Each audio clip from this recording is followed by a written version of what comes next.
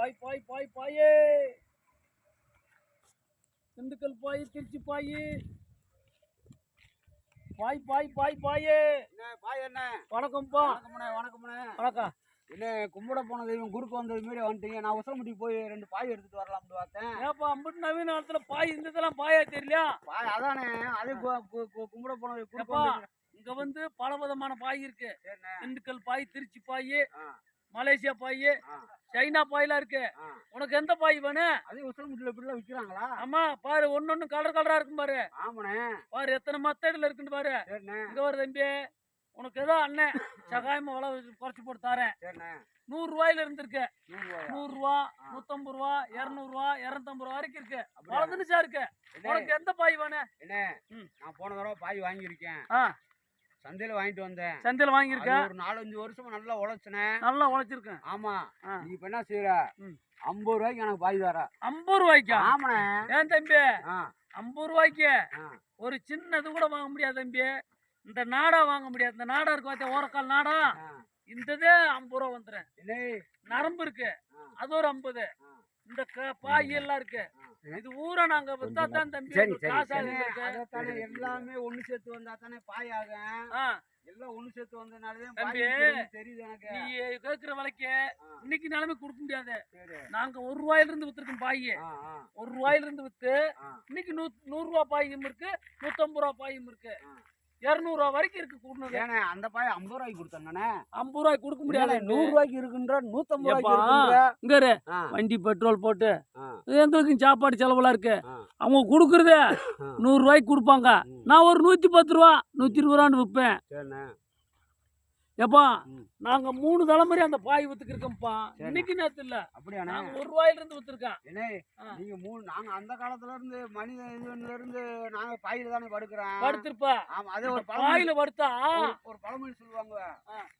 என்னது, தரையில ஒருத்தன் தரையில ஒடிப்பான், பாயில ஒருத்தன் பாயில, தோல்ல ஒருத்தன் தோல்ல ஒடிப்பான். கணக்குல இன்னைக்கு பாயில படுக்கணும்னு ஆசை வந்துருச்சுனே. இங்க வருப்பா, இந்த பாயில படுத்தா சில வித நோய்களும் குணமாகுது. அப்படியானே? ஆமா. சித்த வைத்திய பாயானே. மழை காலத்துல படுத்தோம்டா தடுமம் பிடிக்காது, வேற சிக்கல்லாம் வராது. அதே மாதிரி வெயில் காலத்துல படுத்தா சூட தணிக்கும். என்னமா ஆஸ்பத்திரிக்கு போடா டாக்டர் சொல்றது மாதிரி சொல்றாடே. பொய் இல்லப்பா. அந்த காலத்துல ஏன் கோரப்பாயில படுக்க சொன்னாங்க? இதுல சில விதமான நோய்களும் குணமாகும். வேற இதுல பண்ணலாம்ல? எத்தனை நூல் இருக்கு, எத்தனை நரம்பு இருக்கு, அதுல பண்ணக்கூடாதா? இந்த கோரப்பாய்க்குன்னு ஒரு தன்மை இருக்கு. இது நீர் சத்த பூரா இழுத்து அதுல வளர்றது. இதுக்குன்னு ஒரு வாசனை வரும். அந்த வாசனையில் இருக்குனாலதான் இதுக்கு பாய்க்கு தன்மை. நீ நினைக்கிற மாதிரியே அண்ணே நேரம் பேசுனீங்க, நானும் பேசுனேன். நீங்க 150 ரூபா சொல்றீங்க. ஒரு 20 ரூபா சேர்த்து வச்சு 70 ரூபா தரேன். இல்லப்பா, 100 ரூபாய்க்காச்சும் கொடு. நீ நல்ல வயலா இருக்க. என்கிட்ட இருக்குது 50 தானே இருக்கு. இன்னொரு நாளைக்கு வந்தா வாங்கிக்கிறீங்களா? ஏப்பா எனக்கு காசு 1 ரூபா வச்சாலும் கூட எனக்கு கொஞ்சம் கட்டாது தம்பி. 3 தலைமுறையா விக்கிறோம்ன்றீங்க. நாங்க இந்த ஊர்ல தானே இருக்கோம். இந்த ஊர்ல தான் இருக்குப்பா. எல்லாருமே அந்த 1 ரூபாய் குறைச்சிட்டாங்க. அந்த பக்கத்துல எங்க வீடு இருக்குதா, அந்த வீட்டை தாண்டனோன்னு தான் எங்க வீடு. அப்படியா? சரி, இந்த வாரேன் வந்தாக்கா. ஆனா குறைக்க கூடாது. 1 ரூபாய்க்கும் குறைஞ்சி கொடுத்தாலும் அது நல்லா இல்லப்பா. 120 ரூபா வித்துக்கு இருக்கேன். ஏதோ உனக்கு 100 ரூபாண்டாச்சும் கொடுக்குறேன். ஏனே சரி, இந்த அண்ணன் அண்ணிய வெளியா சுத்திட்டீங்க. சரி, ஒரு நேரம் வியாபாரம் வித்துருக்கு, ஒரு நேரம் வியாபாரம் விற்காம இருக்கேன். அண்ணனை பார்த்தா கிறங்கி போயிருக்கீங்க. டீ சாப்பிட்டீங்களா, சாப்பிடல என்னன்னு தெரியல. சரி, இந்த எங்க அண்ணன் வராரு, வானே இங்க வானே. இந்த அவரு நானு அண்ணன் தான் விக்கிறேன். இங்க வானே கேளு. அவருட்டு சொல்றேன், நெசமா போயாண்டு அண்ணே, நம்ம 100 ரூபாய்க்கு தான் பாய் விற்கிறான். அப்படித்தானே? ஏதோ எங்களுக்கு சம்பளத்த அளவு கிடைச்சா போதும்ப்பா. நாங்க முறையா அங்க உசலமுட்டி எடுத்துக்கு வரோம். இங்க இருப்பா, நீ உசலமுட்டி போற. 20 ரூபா செலவழிய.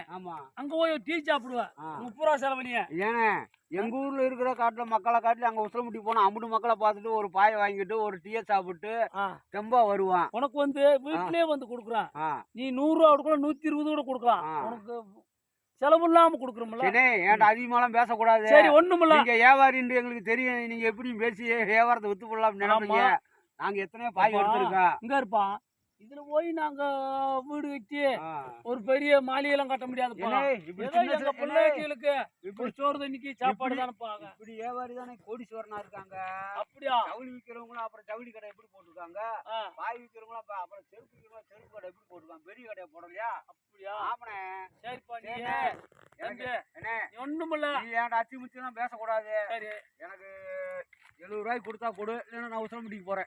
சரி, நீ நல்ல வயலா இருக்க. ஆ, நீ ஊருக்குள்ள வா, ஆ. வாரேன். ஆ. இன்னொரு 10 ரூபா மட்டும் சேர்த்து கொடு. நீ ஊருக்குள்ள வர முடியும், இங்கிட்டு போயிட்டே இல்ல இல்ல இல்ல, பாய் நானும் எங்க அண்ணன் வாரேன். நான் உசலம்பட்டி போய் பாய் எடுக்கணும்னு கெட்டு இல்ல போயிடுறேன். இல்ல, வாரேன்ப்பா. இவன் நம்ம மட்டும் பேச விட்டு அவன்பாட்டுக்கு 10 ரூபாய் சரி, சேர்த்து இந்த தர உள்ள மாட்டான். ஊருக்குள்ள வாரேன். அப்படியாண்ணே? எங்க அண்ணன் எல்லாம் வாரேன். சரிண்ணே. நீ அங்க ஊருக்குள்ள இரு. ஆ, வந்து பாய வாங்கிக்கிறேன். சரிண்ணே. சரி போ.